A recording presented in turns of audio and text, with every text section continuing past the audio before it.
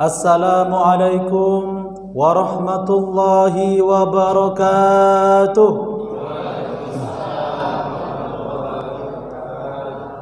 Hamdan wa syukran lillah, salatan wa salaman ala rasulillah.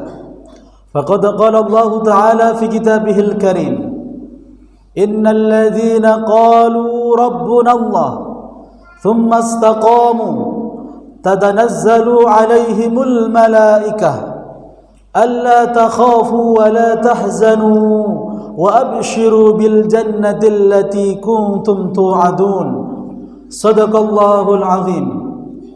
Hadratal Mukarramin yang kami muliakan, imam masjid kita semuanya, Bapak Ustadz dan Ustadzah yang ada di perumahan ini, serta yang sama-sama kita muliakan dan kita hormati Ketua DKM Masjid, dan tidak lupa Bapak dan Ibu semuanya, hadirin wal hadirat, adik-adik semuanya yang pada malam hari ini mudah-mudahan dimuliakan Allah. Amin.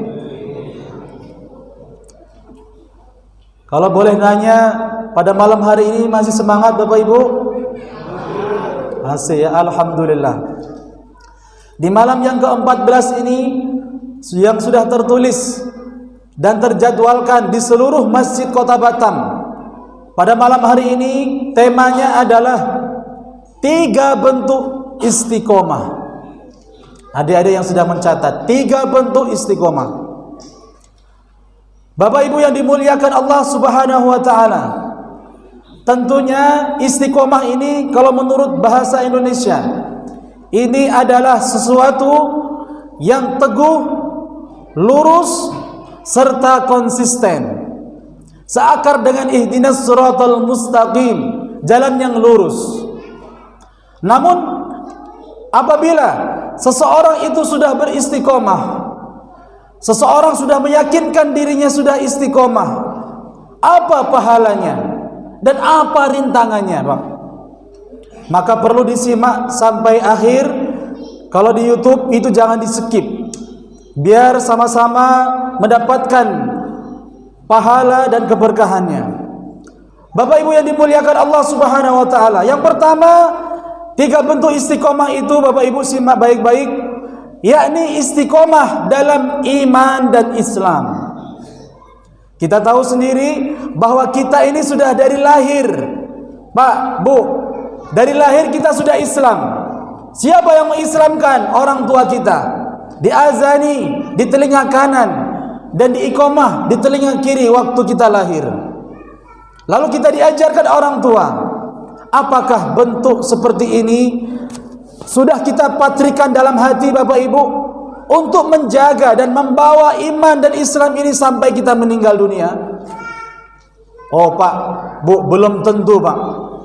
Karena mahal harganya sekali iman itu, Pak, Bu. Kalau kita lihat, kita bawa di zaman sekarang ini, banyak orang yang tergadai imannya, akidahnya, karena 3 hal.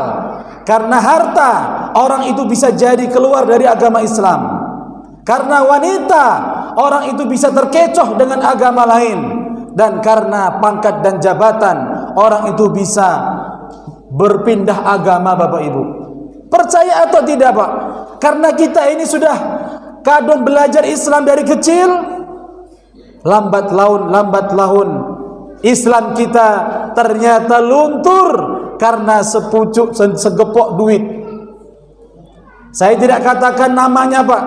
Ada anak tokoh besar dari bayi dan dari pendidikannya itu sudah Islam.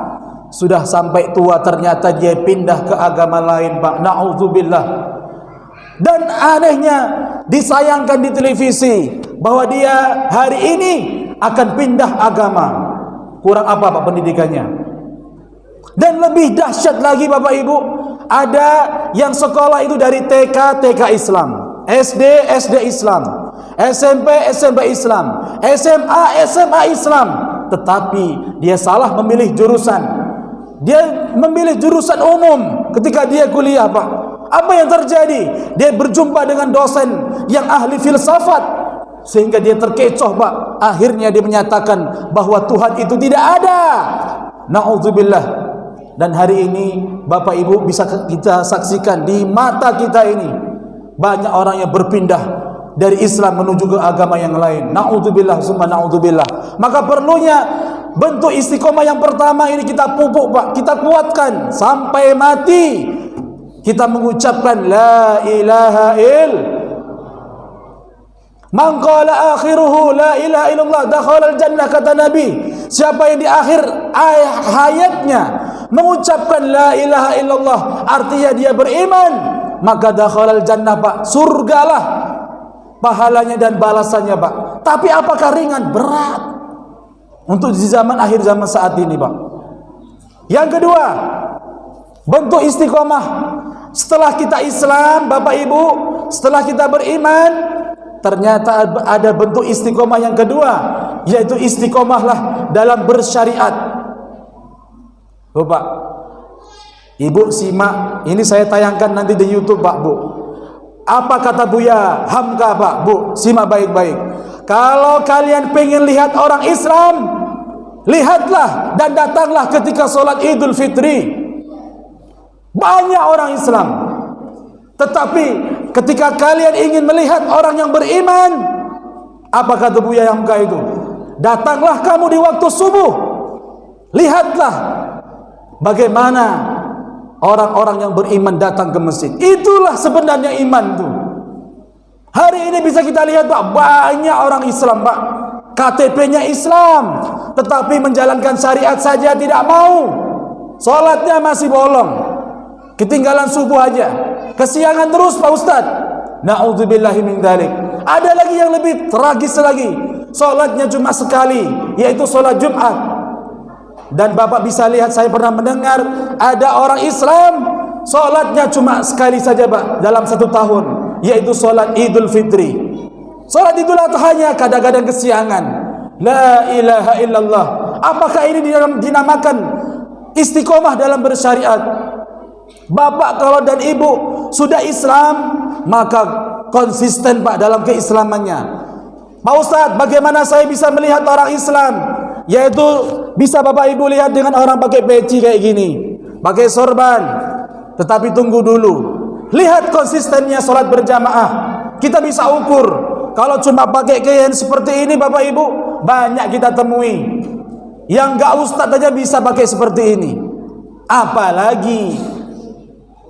Makanya Bapak Ibu yang dimuliakan Allah Subhanahu wa taala, inilah yang kata Rasulullah sallallahu alaihi wasallam, sayati ala zaman, akan datang suatu zaman Islam itu cuma tinggal namanya saja Pak. Al-Qur'an cuma tinggal tulisannya. Masya Allah. Apakah pada saat itu sedikit orang Islam ya Rasulullah? Bukan, banyak justru. Tetapi kalian justru seperti buih di tengah-tengah lautan yang gampang dihempaskan Pak, buih itu. Dan kalimat itu menyindir kita semua Bapak Ibu saat ini. Kita sudah kadung Islam, kita sudah kadung beriman. Ayo kita konsisten dalam keimanan kita. Salatnya dijaga 5 waktu, puasanya dijaga.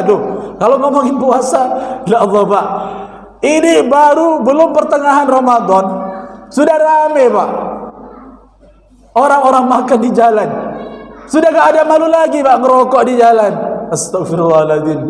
Loh, kayak gini dikatakan istiqomah, jauh dari keistiqomahan yang kedua ini. Istiqomahlah kita dalam bersyariat. Yang ketiga Bapak Ibu yang dimuliakan Allah, saya persingkat. Bentuk istiqomah yang ketiga adalah beristiqomahlah kalian dalam perjuangan Islam.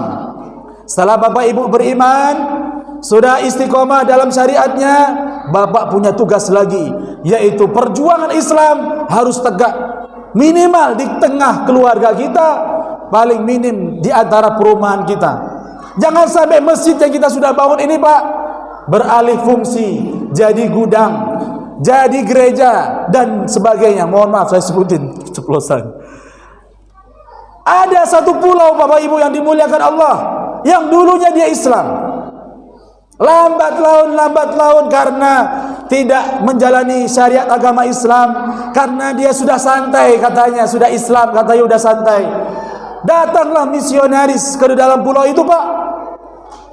Yang awalnya berapa ratus kakak itu dia Islam. Sekarang Bapak bisa cek, satu pulau itu cuma satu saja yang Islam.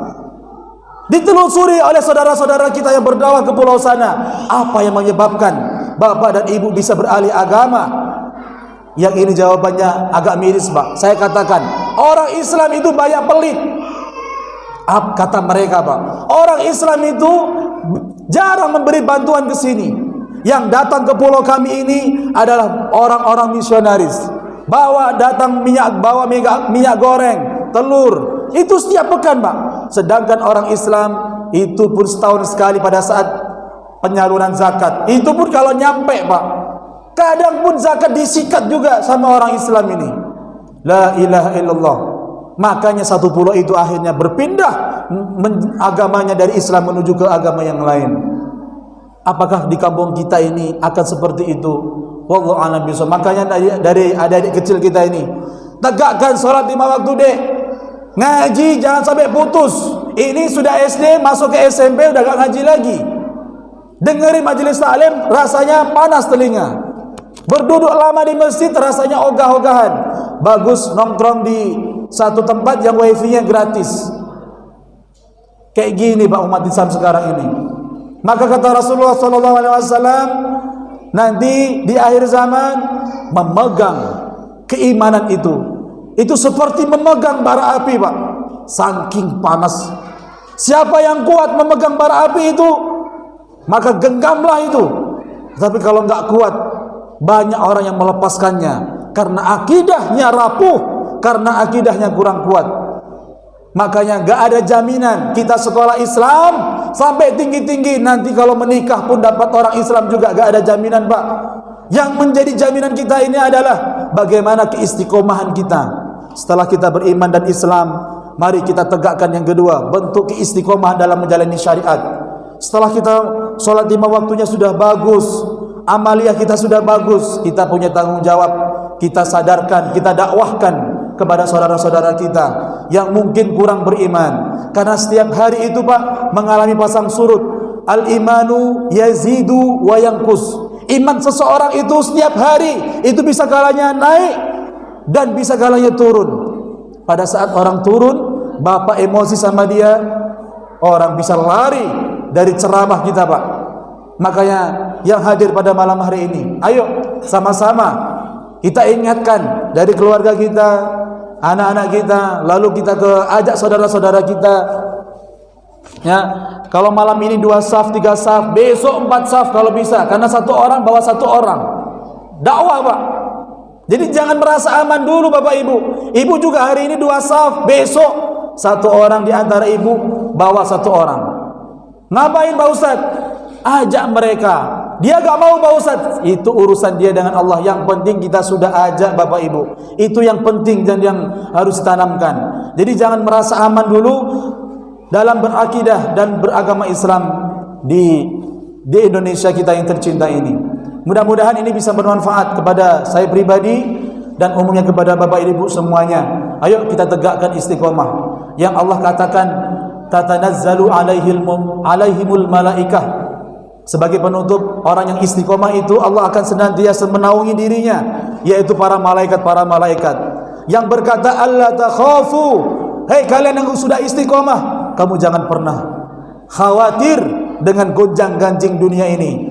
Wala tahzanu, dan jangan pernah bersedih. Wa absyiru bil jannah, karena keistiqomahanmu itu Allah sudah kabarkan kepada dirimu, surgalah yang akan menanti dirimu, Pak. Walaupun pahit hari ini kita berdakwah orang pada lari, tapi itu balasannya luar biasa, Pak. Sampai saat nanti kita bertemu dengan Allah, Allah akan berikan semua sebagaimana jerih payah Bapak Ibu mengajak orang kebaikan. Inilah yang bisa kami sampaikan, mudah-mudahan bermanfaat. Wal afu minkum. Wassalamualaikum warahmatullahi wabarakatuh.